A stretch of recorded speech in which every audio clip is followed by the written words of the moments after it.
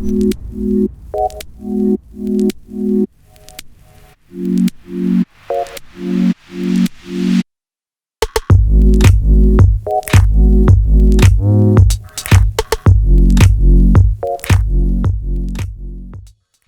guys, this is Tim Howey, your senior pastor of Grace Church, and I wanted to shoot you a video. It's Thursday afternoon, Thursday early evening. Just some things about the church and kind of where my heart's at, a couple personal things, and Easter weekend's coming up. So, a couple church things. So one of the unintended benefits of this season of being, online church, online ministries, not only are we developing completely our online campus, like we actually have online baptism parameters, opportunity for that out there. Go check it out on our website. But more people are attending. Like we've seen a bump in our attendance. So to put it in perspective, the average attendance on a weekend, and it could be anywhere from 22 to 2,400 on a weekend, a typical weekend. Last weekend, 3,371 screens. Our household had one screen, 4 people. And then you have Gann's household, Brian Gann, our Olathe campus pastor. He had 6 people on that one screen. So who knows how many that 3,371 turns into. So yeah, it's amazing. The reach is wider right now in this stay-at-home moment. And we're hearing stories of people actually visiting Grace and going to visit when the campus is open again. There's a lady who checked out our Grace Kids. There's worship songs each weekend. There's story videos. They engage the kids. I'm doing it with Malin as well on a weekend. Our rhythm, we do Sunday school or with the kids, with Malin, and then we watch the adult church, the big church, together. Well, somebody watched that and is going to check out Grace coming up. So that's some cool things happening in our church. My heart is with the people. I don't know if you feel the fatigue. I feel it sometimes. Midweek, I felt it this week.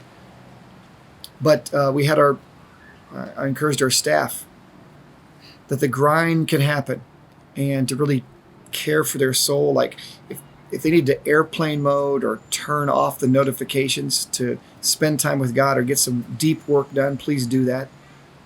Just Arabi heard a term. It's called parenting your phone. Just like a good parent parents their kids, we in this season have to parent our phone because it will cry out at all hours of the day and night and bring us back into shallow work mode or withdraw us from something that's more important in that moment.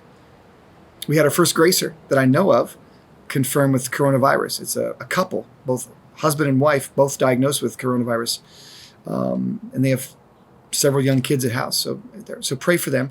I don't know of any other stories like that. We have certainly Gracers with relatives with COVID-19, but that's the first I've heard of that. If you need prayer, let us know. prayer@visitgracechurch.com. Let us know. Also, my heart's with the medical community and grocery store workers and you name it, auto repair shops that have to stay open in this season. Pray for them. Look for opportunities to minister to them. On a personal basis, I had dinner with my mom. So my mom was in a house not too far away from where Kathy and I and the kids live, but we can't see her in this season. We don't want to, inadvertently bring coronavirus to her world. So we used a video conferencing software, and my sister in the house set up 2 different computers, different locations, with 2 different cameras. And then we set up a camera in our house. I went out and bought Chinese food, had it wrapped separately. My mom and my sister's Chinese food dropped on their front doorstep.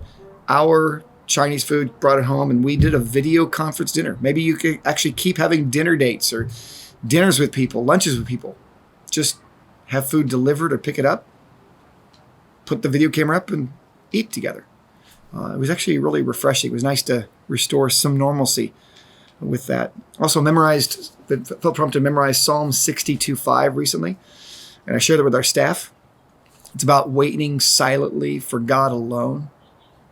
And then one of our staffers, Jake Brom, during the video conference of our staff meeting, pulled his Post-it note out and put it up there. Like he had Psalm 62:5 also right beside his computer. Like God gave that verse to him in that Psalm 3 months ago. So I jokingly, we texted back and forth today. I said, Jake, Apparently you at our North Overland Park campus with our students, you're 3 months ahead of me spiritually. How am I going to be doing in 3 months? Talk to Jake Brom. Easter.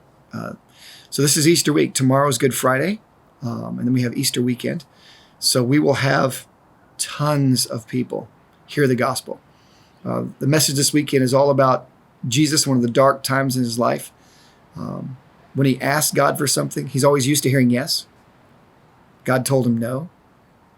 And how sometimes the greatest prayer requests, prayer answers in our life is not when we hear yes from God, is when we hear no. And then God told Jesus no so he could say yes to us. I'm going to share the gospel with your friends, your family, your neighbors. We need you to get out there and invite them, knock on doors near you, share it, text your friends, share it on social media, the Easter weekend, and be also prepared for spiritual attacks. If God's going to use us together to share the gospel, our enemy does not like that. So be praying, be aware. I love you guys. My heart's with you. Looking forward to seeing our 3 campuses open up again at some point.